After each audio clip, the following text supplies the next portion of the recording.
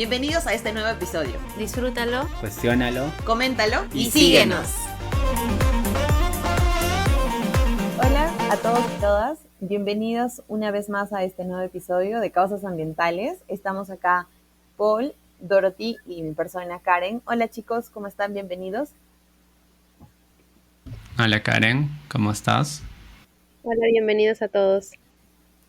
Y al igual que la semana pasada y la que viene, pues hoy estamos hablando de un tema adicional relacionado a temas ambientales, una causa ambiental más. Y hoy justamente hemos abarcado el tema de la energía solar, pero enfocado en sus usos que se vienen aplicando en las zonas rurales. Esto, para comentarles un poco, ya que actualmente estoy ya en una zona rural, me he ido del trabajo físico de nuestras oficinas de causas ambientales y ahora estamos en remoto los tres. Entonces voy a hablar un poco de la experiencia. Remoto. Y los chicos me van a dar un soporte en la parte más técnica también respecto a los datos estadísticos de cómo está el tema del uso de la energía. Yo les voy a dar dando un poco más de casos de proyectos aplicados en Perú específicamente para zonas rurales y también de cómo se está aplicando en las diferentes plantas en el país sobre todo, ¿no? Y también algunas cifras comparables para ponernos en contraste respecto a cómo vamos avanzando.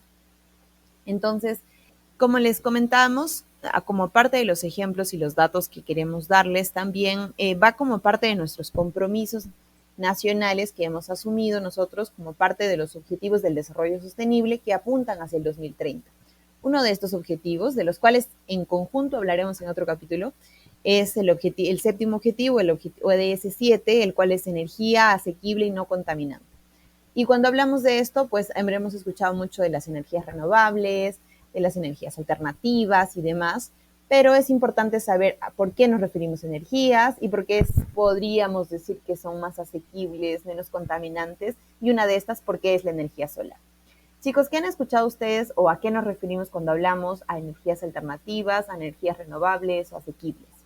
Bueno, hablando de energía en general, a veces hablamos de la matriz energética a nivel nacional y lo curioso es que siempre se hace referencia a la energía eléctrica y cuál es la fuente de generación, ¿no? Pero cuando hablamos de energía en general hay más que consumimos a nivel de uso doméstico industrial, ¿no? Por ejemplo, el gas como tal que se utiliza en las cocinas entra como energía, pero no debería ser catalogado dentro de la matriz de energía eléctrica o la generación eléctrica. Pero sí está considerado. Ya que simplemente es combustión. Sí, es que a veces se suele mezclar eso y se deja secas matriz energética nacional y tú te das cuenta, es todo lo que se utiliza para generar energía eléctrica, más no la energía completa. Bueno, partiendo por ahí, pero de ahí energías renovables, creo que siempre hemos escuchado de que básicamente aquellas que no te generan emisiones de carbono, ¿no? O de forma directa, porque de forma indirecta, si hacemos la evaluación, creo que prácticamente todas nuestras actividades podrían generar emisiones de carbono equivalente. Entonces, partiendo por ahí, ¿qué podríamos resumir? Solar, eólica y bueno, poco más, ¿no? Aunque hay algunos que particularmente, eso sí es a opinión personal, son más atrevidos y consideran como energía renovable la biomasa. No estoy de acuerdo. Es más, me voy a empezar a hacer una columna después sobre por qué no creo que sea renovable y al igual que la hidroeléctrica, ¿no? De gran tamaño. A gran escala. Sí, también he escuchado esos tipos de comentarios. Paul, vamos a esperar tu columna para también poder discutirlo en un capítulo, ¿eh? Sí, yo creo que podemos empezar a lanzar no sé, Me encanta la idea. ¿Cómo se llama eso? Un blog o un portal en WordPress, ¿no? Con algunas reseñas de lo que podemos estar hablando. Me encanta la idea. Me encantan los artículos de opinión. De hecho, ya estoy practicando, chicos. Justamente es importante lo que señala Paul porque acá ahorita vamos a estar hablando un poco más de la energía eléctrica, ¿no? De cómo nosotros nos abastecemos en nuestros hogares. Ahora mismo nosotros, como ya les comentamos, estamos separados geográficamente y por tanto necesitamos conectarnos a una red eléctrica para poder comunicarnos y demás. Sin una red eléctrica lastimosamente no se podría. ¿Y qué otros beneficios, por ejemplo, recibes tú en tus hogares para tener una red eléctrica, Dorothy? Solamente para complementar, quería comentar un poquito y comentar sobre la matriz eléctrica que comenta Paul y un poco de los porcentajes de la distribución eléctrica de nuestro país. Actualmente hay un estudio de los INERMIN que tiene todas las estadísticas y tiene absolutamente todo resumido. Las principales fuentes de producción de energía aquí en nuestro país son, en primer lugar, la hidráulica, con más del 55% de abastecimiento. El segundo es el gas natural, que, como menciona Paul, tal vez probablemente no se debería de considerar. Y en tercer lugar está la energía solar, que la verdad yo tal vez no hubiera considerado como que la energía solar iba a estar dentro de las tres principales, pero como vamos a ahondar un poquito en el tema, me pareció relevante comentarlo. Aquí nuestro país tiene un gran potencial de almacenamiento no, de producción de energía solar, y tenemos de hecho 7 plantas. Entonces, solamente para lanzar unos datitos ahí antes de continuar con el capítulo. Importante lo que señalas, Dorothy. Y Paul también va a complementar de repente un tema respecto a eso, y es importante lo que decía Dorothy también para cerrar, porque en el marco de la energía eléctrica, ¿por qué es importante la energía solar? ¿Qué es lo que y por qué hablamos de eso el día de hoy, ¿no? Sí, no, primero que nada, yo me refería a la biomasa, no al gas natural en sí, ¿no? Perdón. Sí, eso, y bueno, lo que ha dicho Dorothy sí es cierto, es una media, podemos llamarlo una media, pero hay que sacar algunas cuestiones, ¿no? Y ustedes pueden ingresar al portal del COES, del ente regulador del Sistema Interconectado Nacional, donde pueden ver en tiempo real, por ejemplo, actualizado al día de hoy a las 4 de la tarde, cuál ha sido la proporción de generación eléctrica a nivel nacional. Y tenemos que 74.3% al día de hoy que estamos grabando, 27 de febrero, es de generación hídrica. O sea, tenemos escenarios que en época de lo que llamaríamos avenida o en época de lluvias, la generación hídrica es mucho mayor, a diferencia del gas, que en este caso está presentando 21.2%. En época donde no hay lluvia, a mediados de año, julio, agosto, este porcentaje se va a invertir por obvias razones. No hay lluvia, no hay agua en las cuencas, las hidroeléctricas no tienen con qué funcionar, y ahí es donde el gas complementa. Es importante tener ese enfoque, ¿no? Y ahora, teniendo estos datos, también nos vamos dando cuenta de todas las implicancias de instituciones que podrían estar, por ejemplo, intervenidas dentro de esto. Ahora, en marco de esto, les voy comentando, por ejemplo, que para el 2019, el total de hogares a nivel nacional, solo en Perú, el 92.9% contaba con acceso a energía eléctrica. Es decir, que no llegábamos en el 2019 todavía a una tasa para abarcar. Pero lamentablemente, y la razón por la que hoy hablamos de la energía en las zonas rurales, es porque cerca del 80% cerca del 80% era respecto al 2011 los datos, ¿no? Entonces, del 2011 al 2019 han pasado 8 años y hemos tenido un crecimiento, pero no una cobertura total. Cuando hablamos ya de las zonas rurales, lamentablemente la tasa desciende, y esto obviamente se debe a muchos factores. Pueden ser factores políticos, económicos, geográficos y demás, pero ¿por qué es importante, por ejemplo, que un hogar tenga energía eléctrica? Energía eléctrica es importante en el hogar porque el desarrollo de las diferentes actividades se han dado. En la época en la que estuvimos en pandemia, creo que fue mucho más latente e incluso mucho más público para las personas, cuando habían niños y niñas que tenían que, por ejemplo, ir a los diferentes cerritos a poder conectarse a internet, o poder de repente ser o tener el mismo acceso o la misma posibilidad que cualquier niño de una zona de repente urbana, del acceso a una educación digna, por ejemplo. O algo tan básico como recibir una clase, era muy difícil para muchos peruanos y peruanas, y lamentablemente hasta hace un par de años de repente no todos y todas éramos conscientes de esa realidad. Y ahora, si hablamos solamente de la energía eléctrica, ahora los sistemas de alcance de red, de internet, es otro tema que vamos a hablar, ¿no? Cuando hablamos de las cifras también, disculpen que uso datos del 2019, pero son los que estoy manejando más o menos porque son previos a la época de pandemia. Y estos datos también nos hablan, por ejemplo, de cuáles son los departamentos que hasta esa fecha tenían una cobertura mucho menor en las zonas rurales, y en este caso serían Loreto y Ucayali, que pues también son zonas de repente mucho más alejadas. Y en ese sentido, nuestro interés político, privado también, y además de las diferentes instituciones, es pues hacer este crecimiento, ¿no? Como les hablaba, dentro de nuestros objetivos de desarrollo sostenible, nosotros apuntamos a tener de repente una energía que abarque, que sea más asequible, pero que en prioridad también alcance a las demás personas. Y al no alcanzar, pues una de las salidas que ha venido teniendo los diferentes proyectos ha sido la energía solar, ¿no? Al respecto, de repente, si quieren acotar algo más. Sí, bueno, has estado mencionando sobre el alcance en general y a mí sí me sorprende que si comparo, tal vez, no sé, hace 20 años, tenía corta edad.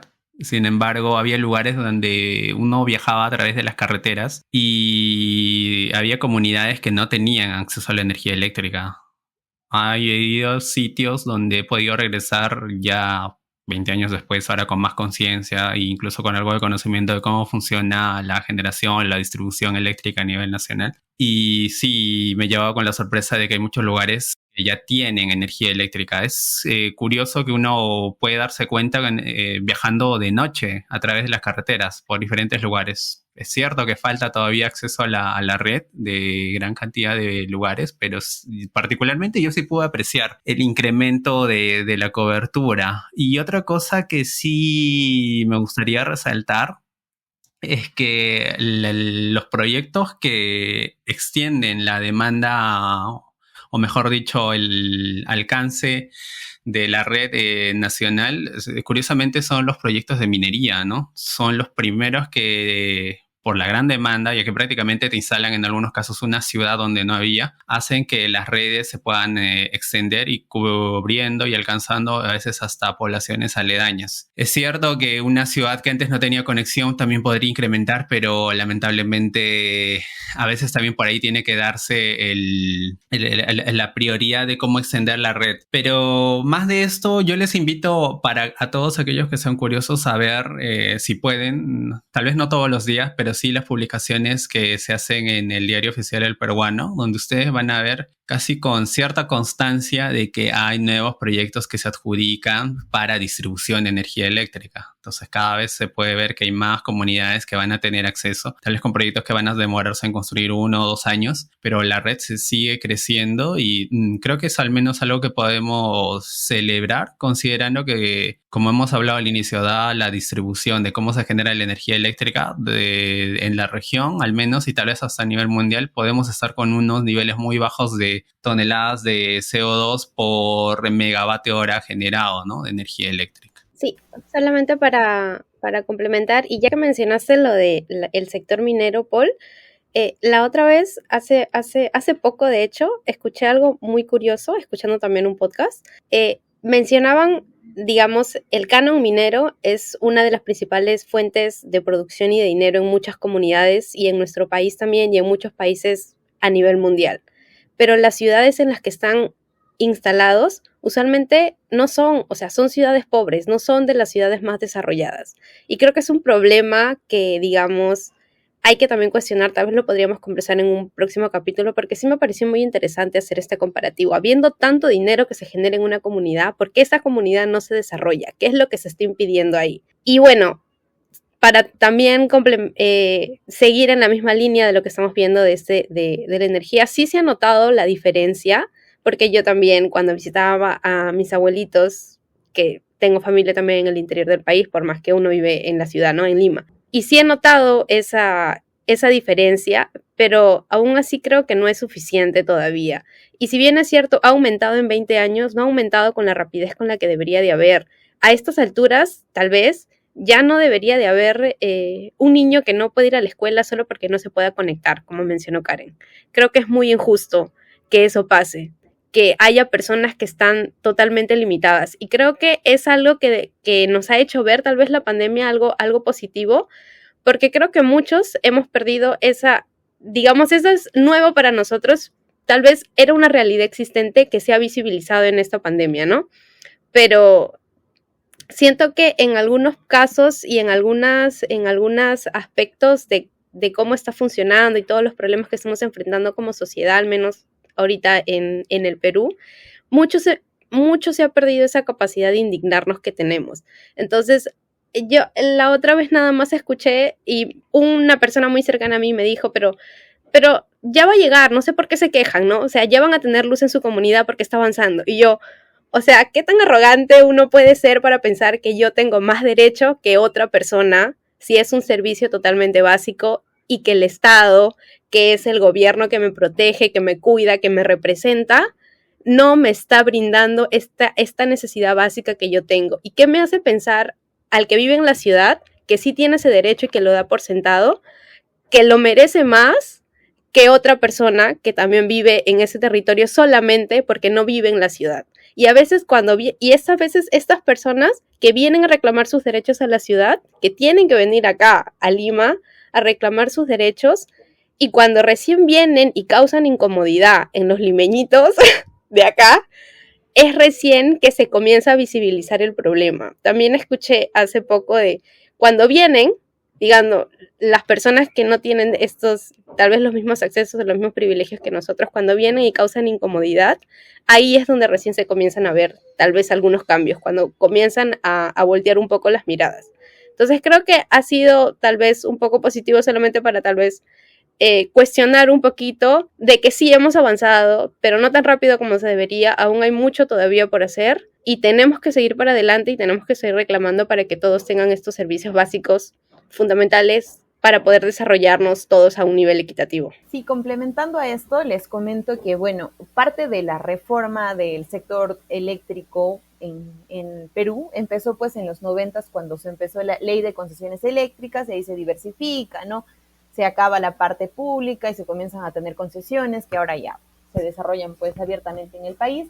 Y esto, por ejemplo, entre el 2006 y 2013 desarrolló también que hay un proyecto, se llama Proyecto de Electrificación Rural del Perú, que ayudó básicamente a un crecimiento bastante alto de la tasa, y enfocándose prioritariamente en la extensión de la energía eléctrica dentro de la red, pero a zonas ya mucho más inaccesibles, pues a través de otras cadenas que son fuera de red.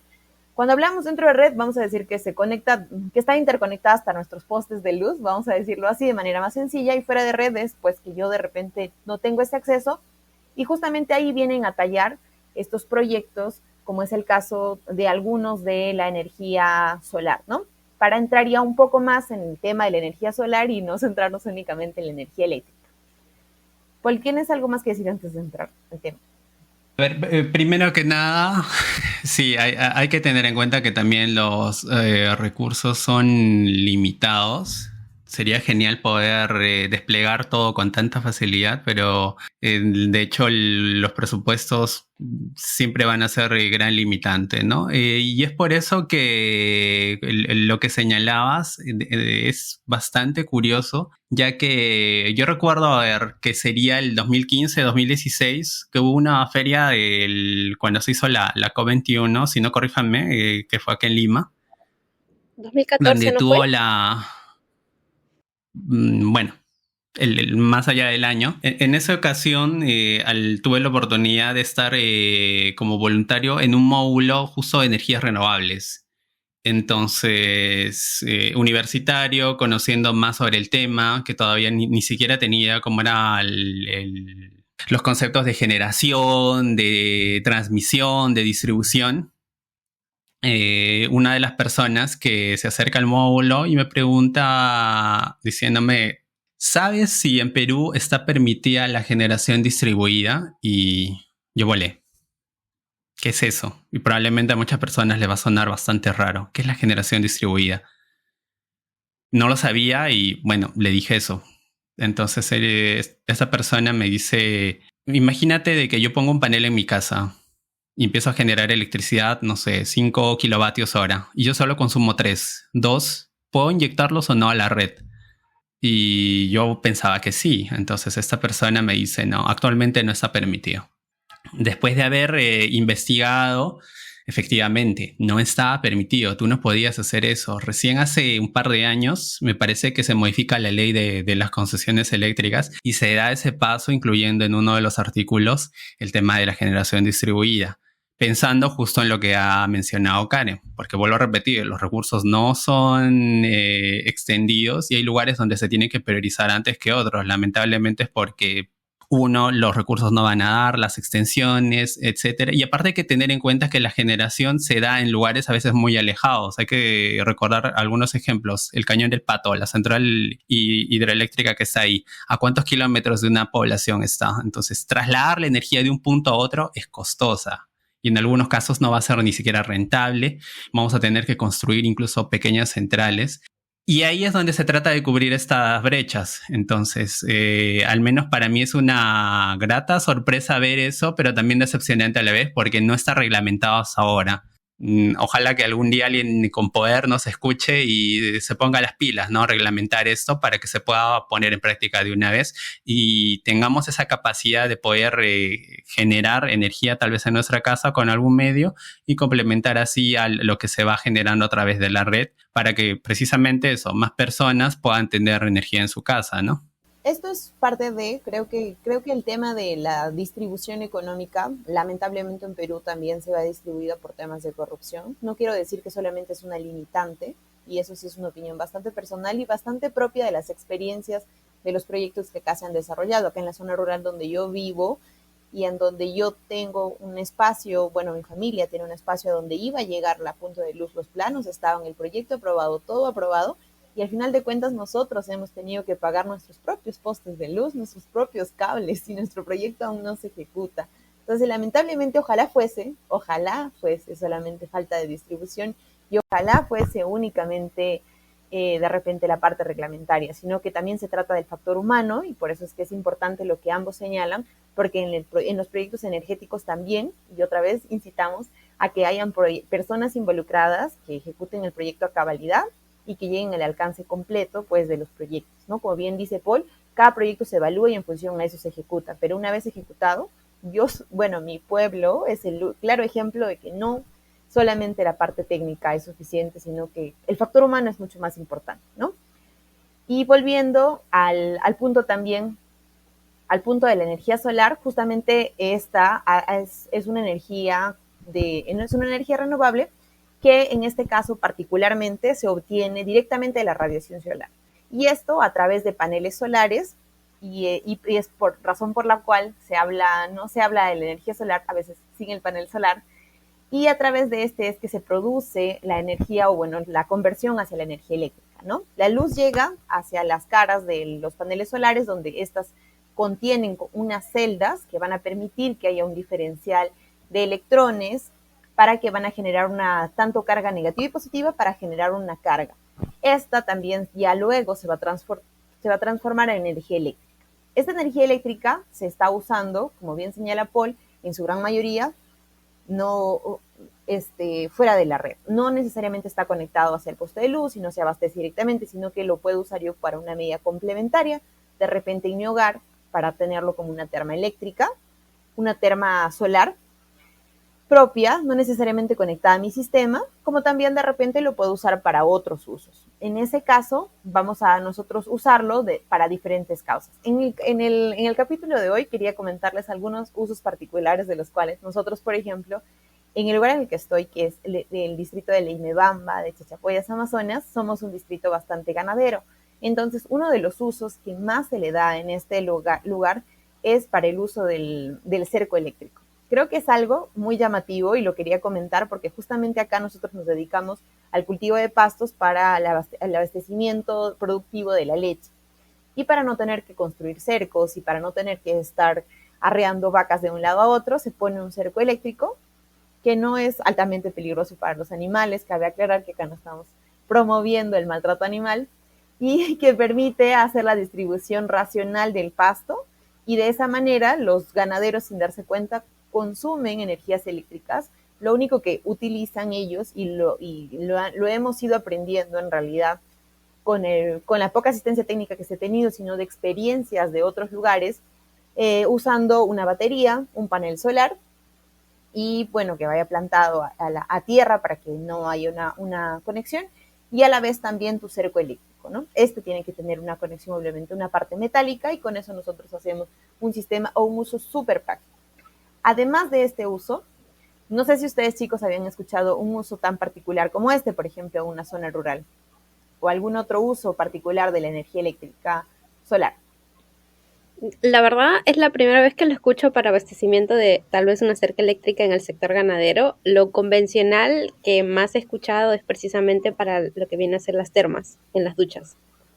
que he visto que hay varios proyectos a nivel del interior del Perú donde se han puesto en varias comunidades. Entonces puedes ver, por ejemplo, en casi todas las casas tienen su panel en su techito, ¿no? Que se conecta a su propia red. Pero así, en sí como para esto específicamente del cerco eléctrico, me parece una idea súper, súper interesante. No lo había escuchado. Y si me pongo a pensar, porque se tocan estos temas también, por ejemplo, en la carrera en la que hemos estudiado, y no recuerdo que lo hayan mencionado tampoco. No sé si ustedes lo recuerdan, pero yo no recuerdo que nos hayan mencionado sobre esta aplicación en específico. No es cierto, no se ha mencionado, me parecería muy interesante porque tal vez no está tan documentado como debería de estar, no hay un solo uso que se le puede dar, ¿no? No, es que son formas en las que se puede manejar el ganado. Creo que eso ya podrían dar más detalle los profesionales de ese sector, ¿no? El caso de la energía eléctrica como cerco en ganadería creo que es bastante común. Sin embargo, como ha dicho Karen, o sea, también depende un poco de cuál es la tendencia, y en algunos casos hay hasta granjas que tratan de evitar ese tipo de manejos porque incluso señalan de que es bastante caro, ¿no? Mantener energizada una cerca. Yo imagino que sí, a la larga debe ser costoso. Había visto incluso en algunos sectores en Arequipa donde estaban tratando de dar el salto a netamente a cercos vivos, tal vez con algunas especies de espinas, pero creo que no tiene el mismo resultado porque veía que a la larga también tenían que volver a aplicar otra vez los cercos eléctricos. Es interesante, pero hay que tener en cuenta también que la energía eléctrica, justo el ejemplo que dice Dorothy es... la energía solar, perdón, se utiliza como factor para generar electricidad, celdas fotovoltaicas, lo que decía Karen, y lo otro es la energía térmica que se genera a través de la radiación solar, que ahí es donde entran los paneles para calentar agua, ¿no? Y aparte de eso, también cargan algunas bombas eléctricas, pero lo mismo, parte a través del factor de energía fotovoltaica. Alguno de los usos que podría haber. Otro de los usos que tal vez no es tan común, pero que a día de hoy algunos ni siquiera se habrán dado cuenta tal vez, es que ¿quién no ha tenido en la universidad? Bueno, obviamente, las personas que han podido tal vez participar o tener alguno de estos aparatos, una calculadora. Hay modelos que tienen paneles solares, 3, 4 celdas. Eso, hay relojes que vienen con una carga solar. Es información así mínima, pero creo que algunas personas hemos tenido un panel en la muñeca y no nos hemos dado cuenta. O cargadores de celulares. ¿Es más caro la calculadora convencional que la calculadora con panel solar? Evidentemente hay los equipos que tienen paneles, bueno, de celdas más duraderas, obviamente, van a tener un costo mayor porque las celdas son altamente sensibles y su conservación, la disposición de la misma también. Pero, por ejemplo, hay dispositivos muy pequeños también en las zonas rurales e incluso urbanas, en las zonas de jardines se han usado, que ustedes habrán visto que son unas lámparas que en la parte superior tienen una lámina cuadriculada en rayitas que parece un Michi para jugar 3 en línea, y uno dice, pero ¿cómo se prende esto si no está conectado a ningún sistema? Solamente lo insertas en la tierra de tu jardín o de repente en una zona rural, y en la parte superior tiene una celda pequeñita, se carga y luego genera también energía. O como decía Paul, también un gran uso que se le da son las bombas de agua, ¿no? En algunos lugares que de repente hay pendiente grande y donde no hay abastecimiento de agua, también la energía solar termina siendo una motobomba o fotobomba, también le dicen, ¿no? Que va a permitir de alguna manera también generar esta energía eléctrica para abastecer, como actividad para la energía agrícola, ganadera y demás, ¿no? Y es bueno saber las diferentes aplicaciones que se le da, porque de hecho el Perú es reconocido como uno de los países con mayores condiciones para generar energías limpias. Estamos en el 5º lugar a nivel de América Latina y 9º a nivel global de los mercados emergentes, según un ranking que se publicó en el 2019. Entonces, tenemos potencial como país como para desarrollarlo más, así que creo que es importante conocer los diferentes usos que se le puede dar, porque tal vez uno no está del todo enterado y no sabemos si nuestro país podría abastecer o no, pero probablemente sí. Entonces creo que es momento tal vez de orientar la priorización política a todos los sectores para que, digamos, volteen un poquito la carita a ver este nuevo tipo y poder modificar la matriz energética tal vez aún un poco más limpia. Sí. Y que pueda llegar a la mayor cantidad de población. Y respecto a eso justamente íbamos a hablar de los proyectos que el gobierno ya ha desarrollado como presupuesto público para desarrollar proyectos fotovoltaicos. Y uno de estos justamente es el programa masivo fotovoltaico para zonas aisladas no conectadas a red, su nombre es súper largo. Es un proyecto del cual particularmente también les puedo hablar porque gracias a este también muchas familias de acá de Leimebamba y en general de Amazonas, San Martín y departamentos como Cajamarca que están en la zona nororiente del país han sido beneficiados. Esta iniciativa nacional ha buscado mitigar la falta de energía eléctrica a zonas que son bastante alejadas y también para abastecer a colegios, que hablamos uno de los factores importantes eran los colegios, y otro punto importante también son los centros de salud. Algo que de repente no había hablado al inicio de gran privilegio que tenemos algunos los que estamos conectados a la energía eléctrica, es también que algunos lugares no tienen centros de salud ni siquiera para conservar una vacuna por falta de energía eléctrica. Entonces este proyecto intentó priorizar hogares, centros de salud y centros educativos ubicados en zonas rurales que de repente no estaban cercanas a una red para conectarla y obviamente desarrollar un proyecto de repente de extensión de la red es muchísimo más caro. Y como esta opción ha implementado la generación de paneles fotovoltaicos. Este programa obviamente está dirigido por el Ministerio de Energía y Minas. Dentro de esto está financiado por dos fondos, ¿no? El Fondo de Inclusión Energética y el Fondo de Compensación Social. Gracias a ya se están haciendo dos etapas. La primera se ejecutó en el 2017 y la segunda se lanzó el 2021. Les comento que al menos acá en mi comunidad nosotros hemos sido beneficiados en la parte del 2017 y ha sido muy, muy importante, porque nosotros al ser una zona ganadera tenemos lugares de pastoreo, de crianza de ganados muy alejados, o sea que están de los pueblos a lugares sin carretera, de acá 3 horas, 4 horas y demás. Entonces, tener energía eléctrica en esos lugares para poder desarrollar tus actividades e incluso desarrollar no solamente tus actividades del hogar, sino tus actividades productivas de una conservación y demás, era bastante difícil, ¿no? Y te acarrea usar mucha más leña, te acarreaba usar querosene para tener energía, usar un montón de pilas para tener linternas, y era de verdad bastante alto. Y ahora tenemos un panel solar, 3 focos en cada casa, y por ejemplo también ha abastecido muchos centros poblados cercanos al pueblo donde no había energía también eléctrica, y ahora estamos abastecidos de esto, ¿no? Entonces, como usuaria, les comento que es bastante provechoso y que felicito mucho que actualmente se esté ampliando esta segunda etapa del proyecto. Paul, no sé si quieres agregar algo más al respecto. Creo que habría material como para hacer 1 o hasta 2 capítulos para hablar cómo funciona la distribución, la generación eléctrica, pero para no alargar también mucho este episodio, solo que me llamó la atención los 2 fondos que tocaste. Entonces, yo invito a que cada persona vea su recibo de luz y se van a dar cuenta que hay algunos cargos que tal vez a veces no entendemos. Nos cobran a veces céntimos o sol y algo, o 2 soles y un poco más, con algunos conceptos que dice fondo tal, fondo X, fondo aquel, y no sabemos de qué es. Esta es la respuesta. Algunos de los cargos que nos dan en el recibo de luz van a estos fondos precisamente para ampliar el alcance. Ya podemos hablar mucho más, pero ahí como paréntesis también es que en la pandemia se ha incrementado o en mayor porcentaje el cargo a estos fondos, porque de nuevo, ¿de dónde creen que han salido los bonos para las personas que no tenían dificultad hasta para pagar un recibo de luz?